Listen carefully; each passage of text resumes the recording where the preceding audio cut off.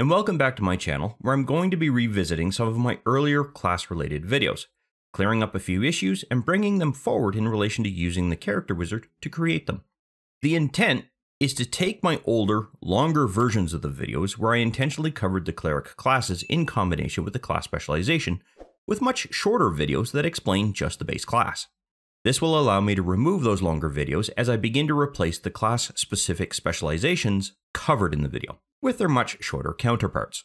In this short 4-part series, I will explain what the base cleric class is and go through the process of creating a character that uses this class. I will also explain each level's features and show how they can be configured within your character sheet for use with various situations. So let's begin with explaining what a cleric is in relation to Dungeons & Dragons 5th edition. A cleric is a class that will make use of different domains of divine knowledge or magic as part of their overall complement of abilities. They can use this magic to divine information and knowledge, heal different kinds of injuries, cure diseases, remove curses, as well as use it to control the battlefield a little bit, be it by restraining and/or damaging creatures, or even distracting them.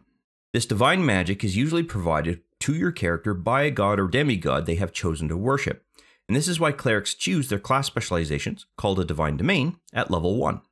Additionally, a cleric's alignment and choice of god is usually quite important, unlike other characters, with respect to their spells. You can find information on those gods by going to the player's handbook.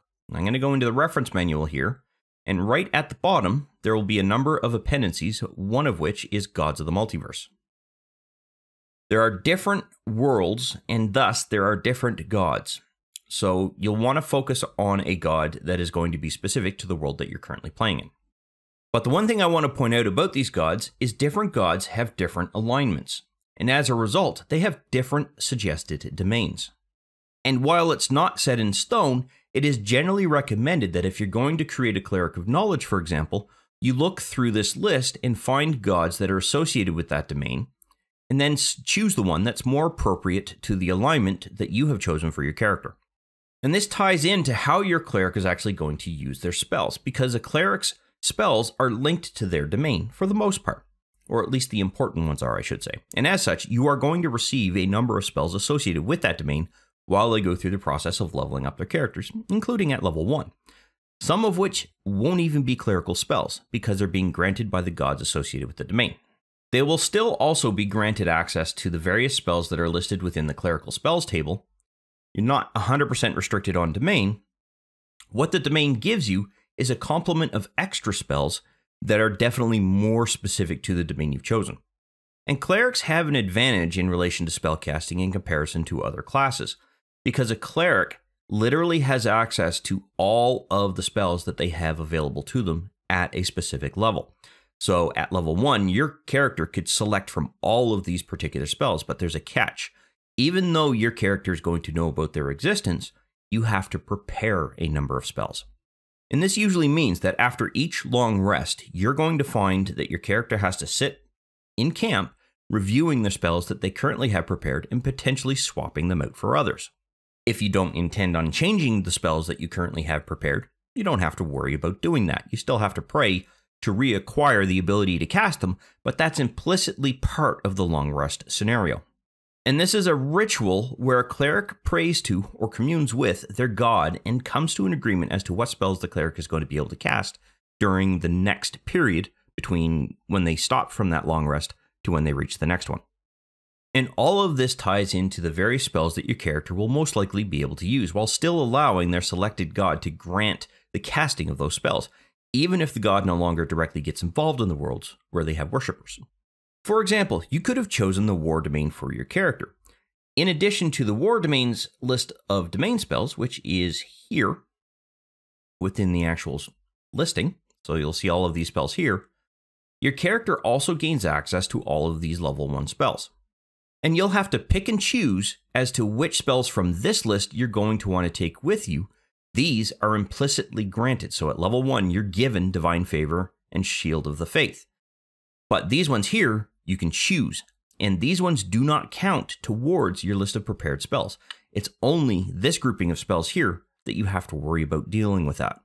However, you still have to take your god into account. For instance, the god Bane is most likely not going to grant the casting of a heal or cure wound spell unless it benefits Bane in some way, whereas Tyr will most likely not allow spells that do necrotic damage without a convincing reason, or it's justified. And all of this is going to be stuff that you'll have to take into account at the time that you create your character, but there's other things I want to discuss first before we get into that step. To understand what a cleric's primary stats are going to be in relation to the class, you really should look at the quick build concept here that they provide as an example. A cleric makes use of their wisdom stat in respect to their spellcasting, and as such, it's going to be the primary stat that you're going to want to set for your character.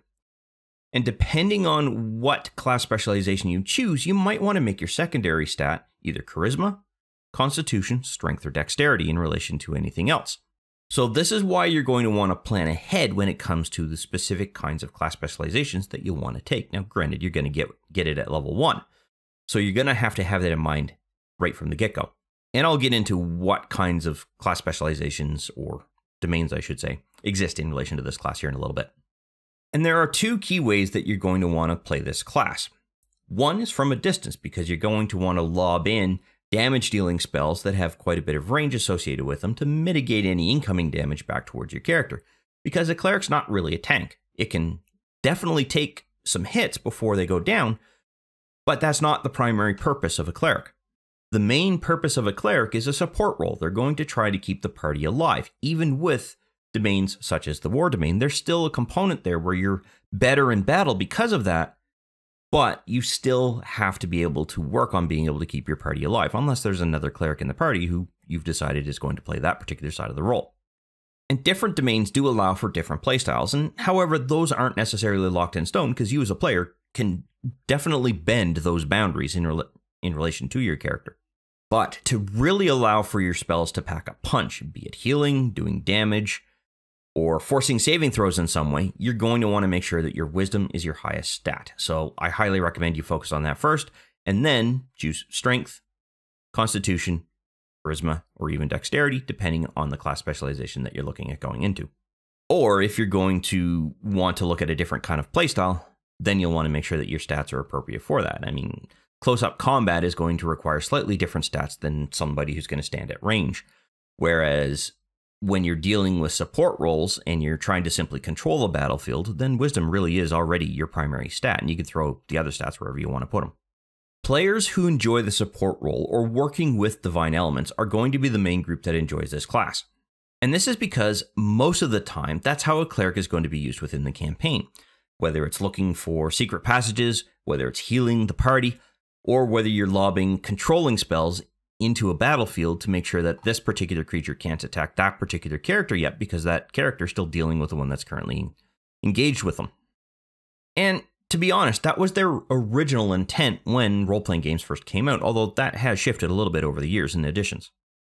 For example, with 5th edition, some domains do provide a higher level of flexibility with different kinds of melee or range-based weapons that didn't exist in the earlier editions. And you don't necessarily have to be locked into that mace, club, or flail anymore.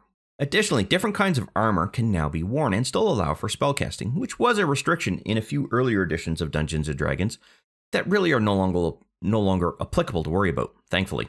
As such, there is now a wide range of capabilities with 5th edition that really open up the kind of character a player can create, and thus opening this particular class up to just about anyone, depending on the class specialization that you've chosen. As for those class specializations, there are now quite a few that are available at the time of this recording, but the intent of this particular 4-part series is really to cover the base class, so I'm only really going to provide a cursory listing of the currently available class specializations that exist today. As of this recording, there are about 14 different class specializations. 7 domains are provided by the player's handbook, 1 is provided by the Dungeon Master's Guide, 2 are provided by Xanathar's Guide to Everything, and 3 are provided by Tasha's Cauldron of Everything, although it does contain 1 class specialization that was introduced in Guildmaster's Guide to Ravnica. And finally, there is 1 provided by the Sword Coast Adventurer's Guide. The domains that were introduced by the player's handbook are called the Knowledge Domain, Life Domain, Light Domain, Nature Domain, Tempest Domain, Trickery Domain, and War Domain. While the remaining class specializations introduced by the various other supplements are the Death Domain, Order Domain, Arcana Domain, Peace Domain, Twilight Domain, Forge Domain, and Grave Domain. Of course, this assumes that no new class specializations have been introduced since this particular video was published. If you would like to see details about those class specializations, feel free to use the link in the description below that will take you to the Fantasy Grounds forum post where I've listed all of the Cleric Domain videos that I've recorded. But let's move on to the next video where I'm going to go through the process of creating a level 1 Cleric-based character.